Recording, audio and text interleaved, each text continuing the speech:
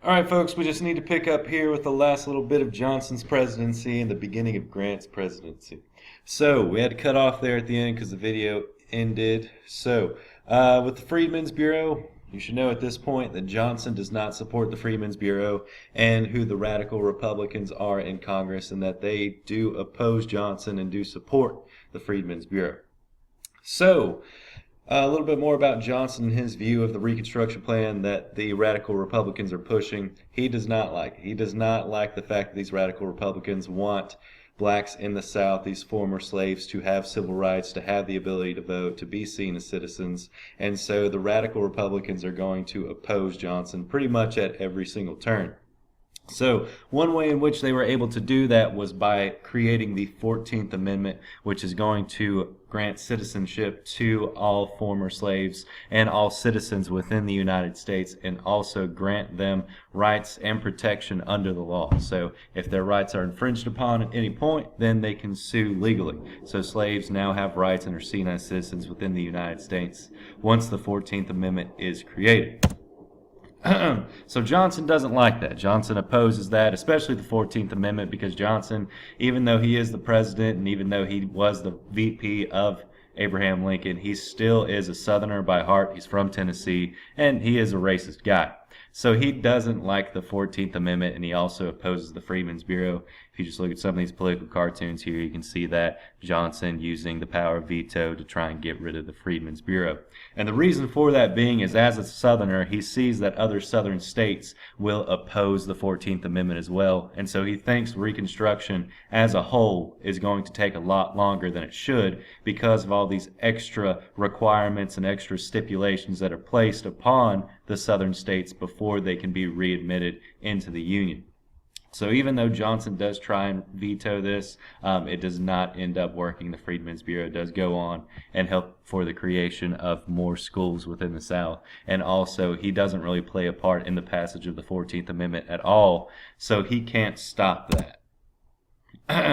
Another political cartoon here just showing this guy, Thaddeus Stevens, who is the leader of the radical Republicans. There's a picture of him right there, opposing Johnson as well. But the Republicans know that they need to take control away from Johnson. They need to start running Reconstruction themselves because Johnson, once again, is opposing them at every turn, every way that he can.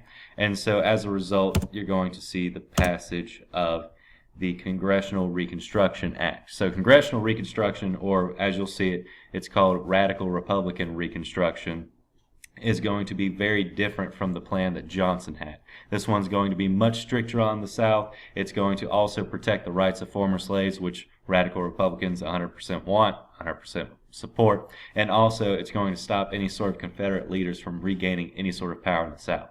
So if you were a Confederate politician, if you served in the Confederate military in a higher up position, then you're not going to be able to regain any sort of political power in the South. So what does this new form of Reconstruction look like? So it's passed with the Reconstruction Act of 1867, and one of the most important portions of it, the key portion of it, is that all of the laws that are being created by the North, by these Northern radical Republicans, are going to be enforced by military force. So the South is going to be split up into 5 different military districts. You see that down here on the map: Virginia, North Carolina, South Carolina, Georgia, Alabama, Florida, Mississippi, Arkansas, and Louisiana and Texas. So these are all separated into 5 separate military districts, and each district is really run and controlled by a Northern general, someone that is anti-slavery, somebody that can enforce the law and protect the rights of these free black men and women that are in the South. Also, ex-Confederate states are also required to give black men the right to vote at a state level. They now have citizenship, which means that they are going to need to be represented within their own states.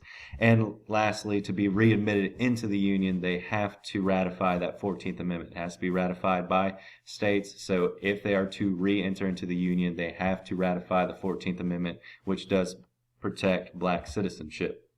So Johnson is going to 100% oppose this new form of Reconstruction and is going to do everything that he can to make sure that it is not successful, because it's not his plan. He doesn't like it. He does not like the fact that the southern states have to ratify this 14th Amendment. He doesn't think that blacks should be given the opportunity to be granted citizenship just like any other citizen within the United States. He doesn't like that. So one way that he tries to oppose this is when a military general is put in place or in charge of one of these states down here or one of these districts down here, what he does is he fires that general. And then they try and appoint another general, and then he fires that individual as well. And so what the radical Republicans end up doing to try and get Johnson backed into a corner is they pass something called the Tenure of Office Act, which stops Johnson from firing anyone that was appointed by Abraham Lincoln during his presidency, since Johnson is just kind of finishing out that second term of Lincoln's after Lincoln was assassinated. So they made it illegal for him to fire anyone that was appointed by Abraham Lincoln. So what ends up happening is he does end up firing Lincoln's Secretary of War because he is very much for the 14th Amendment. He supports radical Republicans within Congress. And so as a result, the president has broken the law.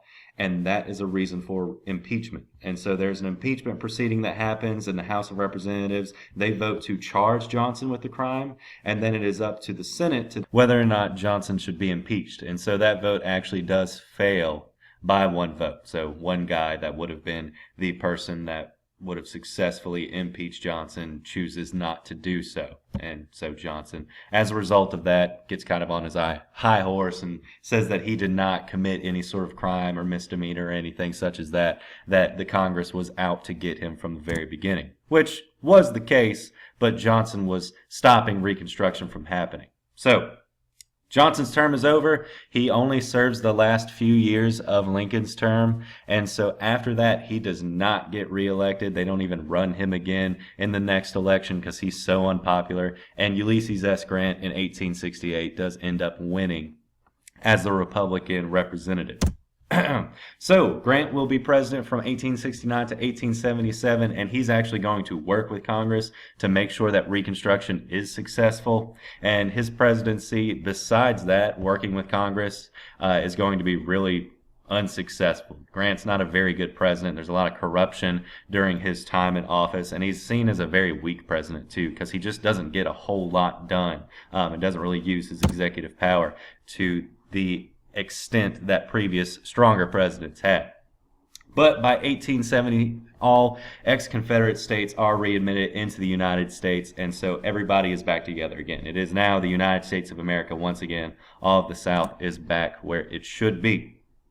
Additionally, during Congressional Reconstruction, we also have the passage of the 15th Amendment, which gives black men the right to vote in 1870. So now not only can they participate in their own individual state governments, but now they can participate in the federal government and that voting process as well. And you're actually going to see during this time a lot of black politicians that are elected not only to state-based offices, but also to national offices as well. So there's a lot of good that's happening for blacks in the United States during this time period. You're going to see literacy increase. You're going to see a lot of education increases as well within the individual southern states for black Americans. Families are going to be reunited. Marriages can now legally happen as well. And you see black workers that are actually going to do something other than work on a farm growing cotton all day. And so just some of the other economic changes that are going to occur in the South as well.